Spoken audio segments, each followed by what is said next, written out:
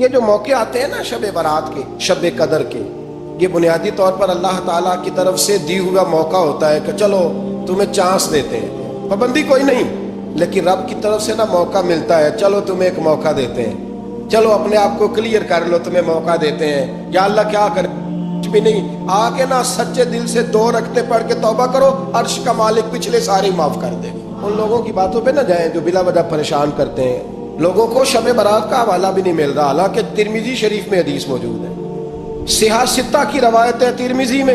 پہلے کہتے ہیں سیاہ ستہ سے دکھاؤ، جب سیاہ ستہ سے مل گئی تو اب اور کدھر جانا ہے؟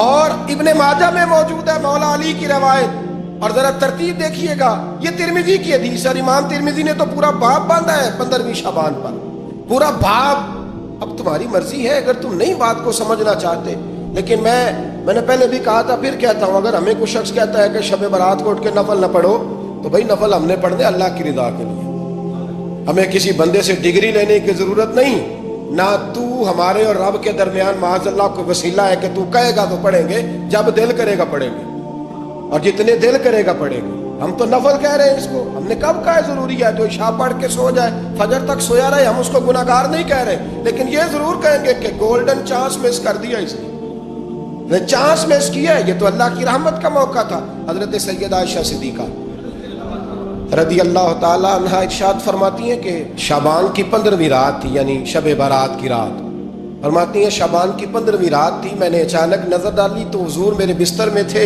پھر میری نظر پڑی تو حضور نہیں تھے، میرے دل میں گمان آیا، خیال آیا کہ شاید کسی اور زوجہ کی طرف حضور کا میلانے تباہ ہو گیا ہو، وہاں تشریف لے گئے ہوں۔ فرماتی میں اٹھی باہر گئی تو نبی کریم علیہ السلام جنت البقیع میں تھے، قریب ایک جگہ پہ حضور دعائیں مانگ رہے تھے۔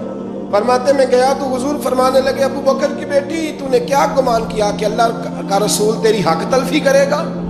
عرض کی حضور آپ مالک ہیں، کہیں اور جانا چاہیں تو میری طرف سے پابندی نہیں۔ کہتی ہے وہاں کھڑے کھڑے میرے رسول کریم نے بیان فرمایا، یہ ترمذی کے لفظ ہیں، حضور نے فرمایا عائشہ یہ شعبان کی 15ویں رات ہے، مدینے میں سب سے زیادہ بکریاں بنو کلب کا قبیلہ پالتا تھا، فرمایا آج کی رات بنو کلب کے قبیلے کی بکریوں کی تعداد کے مطابق اللہ میری امت کے لوگوں کی بخشی فرما دے گا۔ یہ وہ رات ہے۔ جناب عائشہ صدیقہ رضی اللہ تعالیٰ عنہ نے بات رات کو سنی تنہائی میں، نبی پاک سے رات کو تنہائی میں حضور سے سنی، سویرے جناب عائشہ نے کل امت کو بتائی۔ اگر یہ بات اہمیت والی نہ ہوتی تو بی بی صاحب آگے روایت کرتی، یہ کتابوں میں آتی، یہ لوگوں کو بتاتی۔ حضرت عائشہ نے روایت کیا اور مولا علی شیر خدا نے تو کھل کے کہا، ابن ماجہ میں حضرت علی سے پیار کرنے والوں کے لیے الگ عنوان، مولا علی نے کھل کے فرمایا شعبان کی 15ویں رات کو رات عبادت کرنا اور سویرے روزہ رکھنا۔ حضرت علی کے لفظ بائی نہیں سیاستہ میں، رات کو روز عبادت کرنا، دن کو روزہ رکھنا۔ ویسے تو رب کریم ہر روز تہجد کے وقت پہلے آسمان پر نزول اجلال فرماتا ہے اور لوگوں کو فرماتا ہے کوئی بخشش مانگنے والا؟ کیا انداز ہے مولا علی شیر خدا حدیث روایت کرتے ہیں، رنگ کیا ہے؟ فرمایا باقی راتوں میں نا تھوڑا سا پیکج ہوتا ہے، تھوڑا سا آخری حصے میں رات کے شب برات کو نا رات چڑھتے ہی اللہ پہلے آسمان پر جو اس کی شان کے لائق ہے نزول اجلال فرماتا ہے، اور پہلا جملہ یہ فرماتا ہے کوئی معافی مانگنے والا؟ اللہ کرے آپ کو سمجھ آئے، یعنی معافی دینے والا کہہ رہا ہے چلو آؤ ادھر آؤ ذرا معافی مانگو، میں معاف کرنے آیا ہوں، مانگو معافی، ہے کوئی معافی مانگنے والا؟ معاف کر دیں گے۔ اور آپ فرماتے ہیں ہے کوئی رزق مانگنے والا؟ وہ جو بڑی درخواستیں دیتے پھرتے ہیں نا مختلف اداروں میں، وہ ایک درخواست نا شب برات والی رات بھی دے۔ اور میں نہیں کہہ رہا، مولا علی شیر خدا فرما رہے ہیں، اور وہ خود نہیں فرما رہے، وہ نبی پاک کا فرمان نقل کر رہے ہیں، اور وہ رسول اللہ صلی اللہ علیہ وسلم کی بات نہیں بیان کر رہے، وہ کہتے ہیں رب فرماتا ہے کوئی روزی مانگنے والا؟ سارے سیٹھوں نوابوں جاگیرداروں کے پاس جا کے تھک گئے ہو، ایک دن میرے کہنے پر، ایک رات، ایک دیہڑی ذرا شب برات والی لگا کے تو دیکھو۔